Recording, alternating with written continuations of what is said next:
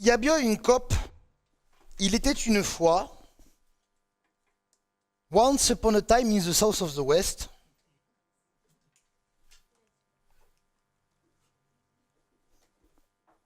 tres montañas. L'idée de ce spectacle, c'est tout simple, c'est quand on a voté pour la nouvelle grande région Occitanie, les gens ont voté pour ce nom-là, majoritairement. Et finalement, quand je leur demandais qu'est-ce que l'Occitanie, c'est quoi l'Occitanie pour vous? Vous avez voté pour ça, ça représente quelque chose? Ben, les gens ne savaient pas trop. Alors il y a des choses comme ça qui reviennent un peu confuses. La langue occitane, l'acro-occitane, les cathares, l'occitane dans le métro. Et tout ce que je dis dans le spectacle est vrai. Sauf les contes, il y a quelques contes évidemment, ça c'est des légendes, mais quoique pas toujours complètement.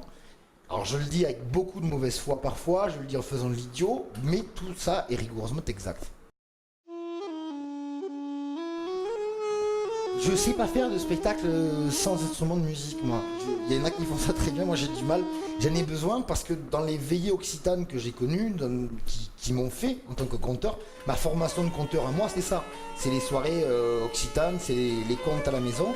Et bien un coup, il y en a un qui raconte une histoire, un coup, t'en as un qui fait de la musique, un coup on danse, un coup on dit une blague, un coup la grand-mère se rappelle d'un souvenir d'enfance, tu vois. Tout ça a été mélangé, on se posait pas de questions, il n'y avait pas de programme, et ça marchait très bien.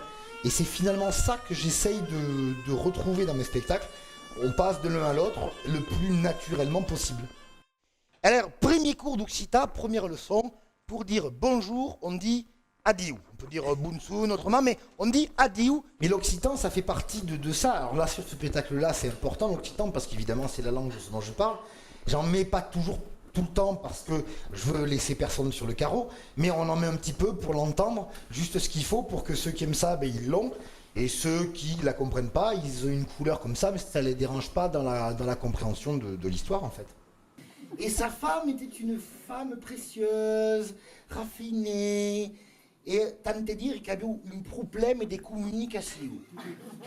Mais c'est pas un cours, c'est pas une conférence, c'est pas un séminaire, c'est un spectacle où on essaie de tous s'amuser ensemble, tu vois.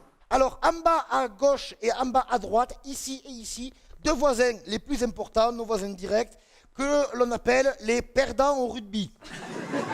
Le rire, c'est la meilleure réponse pour moi. Quand tu fais un spectacle, il y a des moments d'émotion, bien sûr, il y a quand même des moments un peu plus, fragiles comme ça, mais la réponse du rire, ça te renvoie une énergie extraordinaire. Pour un Occitan, le cercle polaire, il est là. Hein. C'est clair. Et souvent, les journalistes te demandent, et voilà, comment est-ce que vous faites une mise en scène? Moi, c'est très simple. Je vais m'asseoir à la terrasse d'un café avec des gens que je connais pas, je leur dis voilà bonjour, je suis en train d'écrire un spectacle, là j'ai un extrait de mon spectacle, est-ce que je peux vous le faire? Je leur fais, et si je vois qu'ils m'écoutent, qu'ils ont sourire, qu'ils sont contents, que ça marche, ben c'est que c'est bon quoi.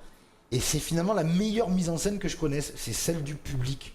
Quand avec Pépé à table, on sortait trop d'atrocités, à Ougiciane, à la cousine, au mémé qui faisait... Oh, quand même. Alors ça soulage, on va en faire un petit coup de rock quand même tous ensemble. Vous allez voir, on y va. Vous voyez, ça va mieux. Et puis quand on entend quelqu'un qui rit, que ce soit un enfant, un vieux, un jeune, c'est assez génial en fait, ce que toi ça te renvoie sur scène.